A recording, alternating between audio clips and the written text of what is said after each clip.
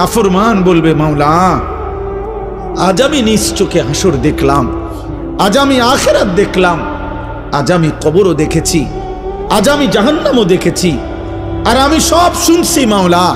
আপনার জবান শুনলাম, ফেরেশতার আওয়াজ শুনলাম, জাহান্নামের গর্জন শুনলাম, সব দেখছিও শুনছিও। কাজেই আজ আমি নিশ্চিত ইন্না মুকিনুন, আজ আমি কবর আখিরাত হাসর মিজান ফুলসিরাত সব বিশ্বাস করছি। অতএব আজকে আপনি আমাকে এই আখিরাত থেকে, হাসরের মাঠ থেকে আপনি আমারে আরেকবার দুনিয়ায় পাঠান।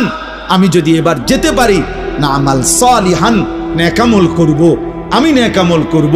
কারণ আমি তো নিজ চোখে জাহান্নাম দেখলাম, আমি হাসরের মাঠ দেখলাম, আমি ভাবছিলাম এগুলো হবে না, আজ তো চোখের সামনে দেখে বুঝলাম এগুলো হলো।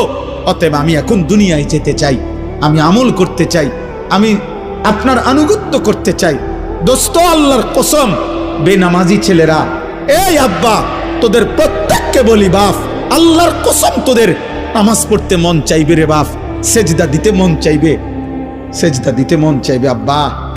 হাসরের ময়দানে হলেও সেদিন মন চাইবে খুব, যে আল্লাহ আপনি একটু সুযোগ দেন না রে মাওলা, একটা সেজদা দেই আপনারে, একটা রুকু করি মাওলা, আমার সিরিয়াল আইতে তো হয়তো দেরি আছে মাওলা, আমারে তো বিচারের জন্য